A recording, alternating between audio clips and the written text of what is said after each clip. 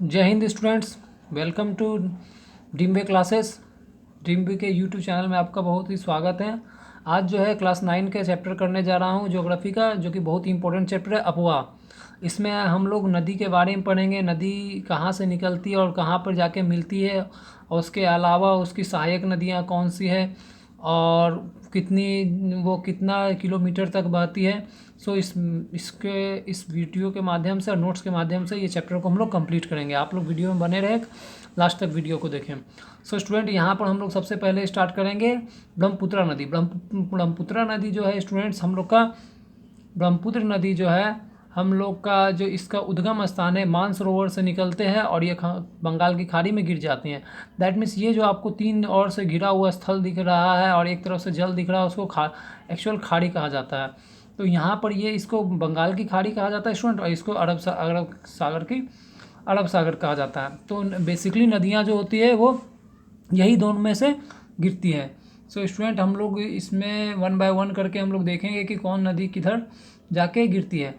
तो हम लोग यहाँ पर याद रखेंगे कि जो अरब के सागर में गिरने वाली तीन नदियाँ हैं जो है वो है, नाम हम लोग ट्रिक में अगर याद रखें तो नताशा हो जाएगा, जैसे कि नर्मदा, ताप्ती और सतलज। ये तीन नदी जो है हमारा अरब सागर में गिरती है। इसके बाद की जितनी भी नदियाँ आती है वो बे ऑफ बंगाल में, बंगाल की खाड़ी में गिर जाती हैं।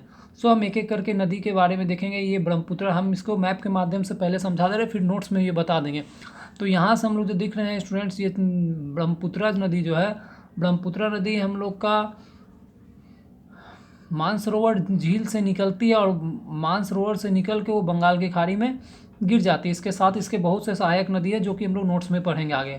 उसी तरह यहाँ पर हम लोग देख रहे हैं सिंधु नदी, वो भी मानसरोवर से निकलती है, लेकिन उसका जो दिशा है वो दूसरी तरफ जाके पश्चिम की ओर जाके पाकिस्तान से होते हुए हम लोग का अरब सागर में गिर जाती है। यही नदी के बारे में कहा जाता है कि इसका जो सिंधु समझौता हुआ है कि पानी पाकिस्तान में जाता है तो पानी को बार बार भारत सरकार इस पानी को रोकने की धमकी देता है कि पानी अगर इसको रोक दिया जाए तो पाकिस्तान में पानी नहीं जाएगा, वहाँ की खेती फसल बर्बाद हो जाएगा। सो ये हम लोग सिंधु नदी के बारे में पढ़ें। अब हम लोग देखेंगे स्टूडेंट्स की गंगा नदी।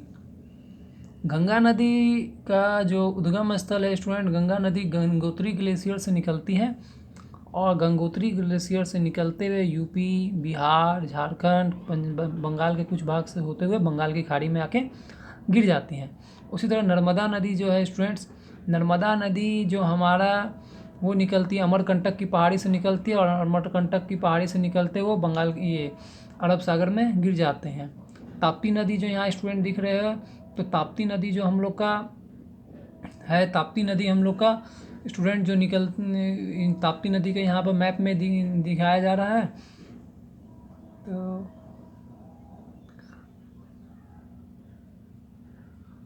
ताप्ती नदी जो है मध्य प्रदेश से निकलती है और खंबात की खाड़ी में स्टूडेंट गिर जाती है। तो मध्य प्रदेश से खंबात की खाड़ी में आके गिर जाती हैं। गोदावरी नदी जो है स्टूडेंट, गोदावरी नदी नासिक से निकलती है और नासिक से निकलते हुए बंगाल की खाड़ी में गिर जाती है। उसी तरह कृष्णा नदी जो है स्टूडेंट, कृष्णा नदी हम लोग का कृष्णा नदी महाबलेश्वर से निकलती है और बंगाल की खाड़ी में गिर जाती है। और कावेरी नदी जो है केरकाड़ा ब्रह्मगिरी से निकलती है और बंगाल की खाड़ी में गिर जाती है। और यहाँ पर जो नदी का जाल जो दिख रहा है, यहाँ पर पंजाब है स्टूडेंट, जहाँ 5 नदी आके मिलती है। तो यहाँ पंजाब से इंडस, झेलम, रावी, सतलज और चिनाब नदी आके यहाँ पर 5 नदी को बहती है, इसलिए इसको पंजाब कहा गया है। सो स्टूडेंट्स, ये मैप के माध्यम से हम लोग ने समझ लिया कि कौन नदी किधर जाती है। तो हम लोग ने ये ट्रिक्स के माध्यम से देखा कि अरब सागर में गिरने वाली नदियाँ जो है वो नताशा है, नर्मदा है, ताप्ती है और सतलज नदी है। उसके बाद जितनी भी नदियाँ हैं सब हम लोग बे ऑफ बंगाल में गिरती हैं। और हम लोग अब इसको नोट्स के माध्यम से देखेंगे स्टूडेंट्स। सो स्टूडेंट्स, इसका एक चार्ट पेपर तैयार किया हुआ है। इस चार्ट पेपर के जरिए से हम लोग देखते हैं कि किसकी नदी कितनी लंबाई है। तो ब्रह्मपुत्र नदी की लंबाई जो है 2880 किलोमीटर है। उद्गम स्थल मानसरोवर है, तिब्बत के जो निकट है। और सहायक नदी जो है इसका वो है घनसिरी, कपिली और सुवर्णगिति। उसी तरह मानस, लोहित, ये सब जो नदी है, दिहांग, ये सब जो है ब्रह्मपुत्र की सहायक नदी हैं।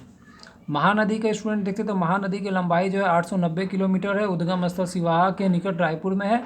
और इसका जो सहायक नदी है स्टूडेंट्स, इसका सहायक नदी जो है हम लोग का, इसका सहायक नदी है यहाँ पर आपको लिखा हुआ जो है वहाँ पर दिख रहा है। वो कौन कौन राज्य से गुजरती है, तो मध्य प्रदेश, छत्तीसगढ़, उड़ीसा से गुजरती है।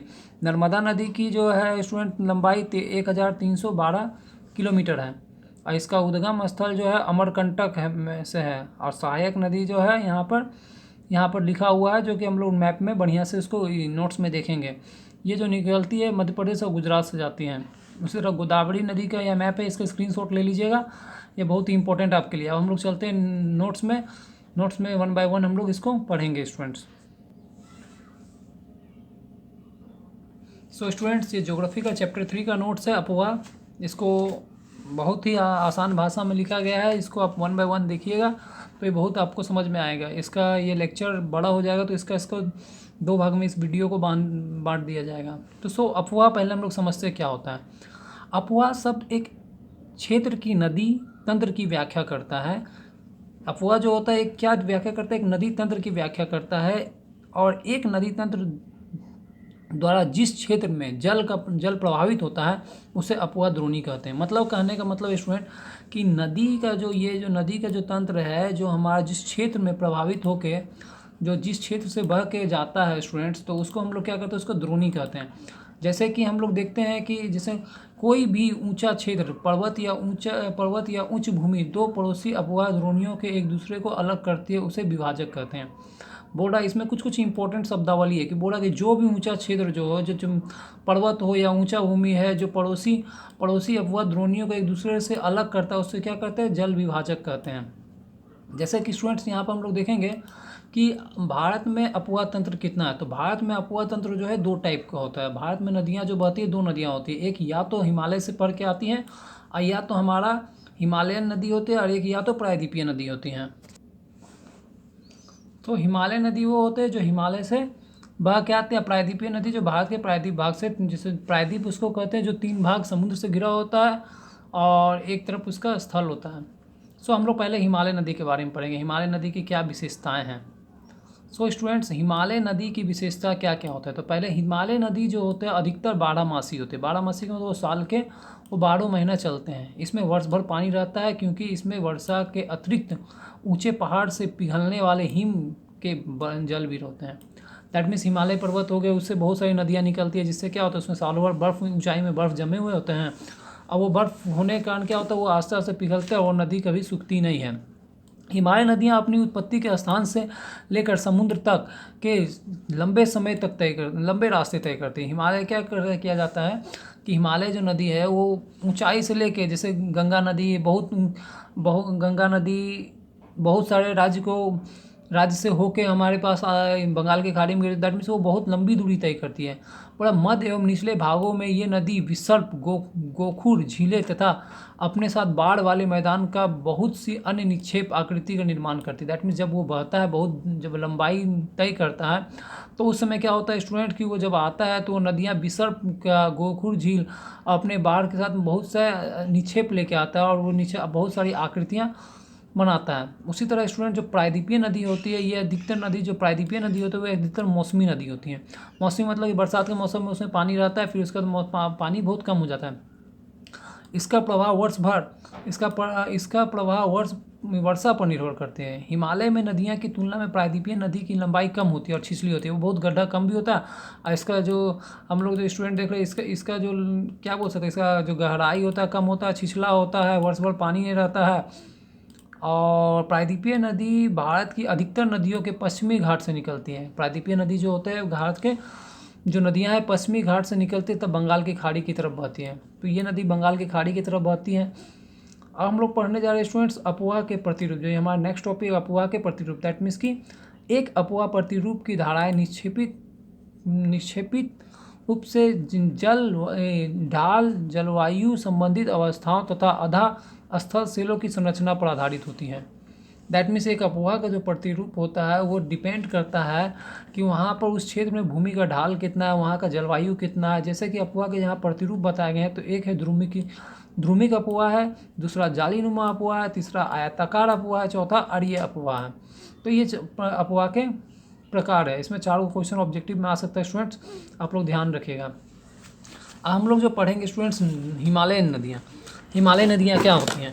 तो हिमालय नदियाँ जो स्टूडेंट्स, हिमालय नदियों में सिंधु आती है, गंगा आती है, ब्रह्मपुत्र आती है, जो हिमालय नदियाँ से निकलती है। ये क्लास एनसीईआरटी का नोट से स्टूडेंट्स 1 बाय 1 पूरा बढ़िया से लिखा गया है। आप लोग इतना पढ़ लेंगे तो आपका एग्ज़ाम में अच्छा मार्क्स आ जाएगा।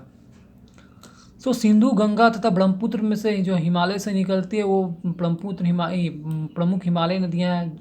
अब किसी नदी तथा उसकी सहायक नदियों को नदी तंत्र कहा जाता है। नदी तंत्र क्या कहा जाता है? डिफाइन है स्टूडेंट कि किसी नदी तथा उसकी सहायक नदियाँ जो रहता है वो नदी तंत्र कहलाता है। हम लोग पहले स्टार्ट करते हैं सिंधु नदी से।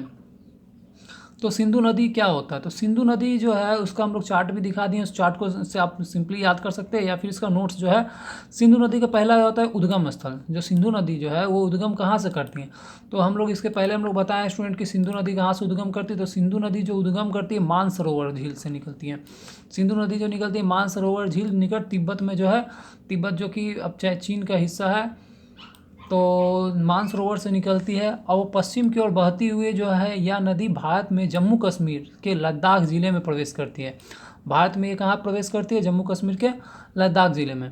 और सिंधु नदी की सहायक नदियाँ जो है तो इसमें हो गया जास्कर, हो गया नीबूरा, हो गया श्योक, हो गया तथा हुंजा इस नदी में आके मिलती हैं। तो ये सब इसका सहायक नदी है। जास्कर, नीबूरा, श्योक तथा हुंजा इस नदी के सहायक नदी है।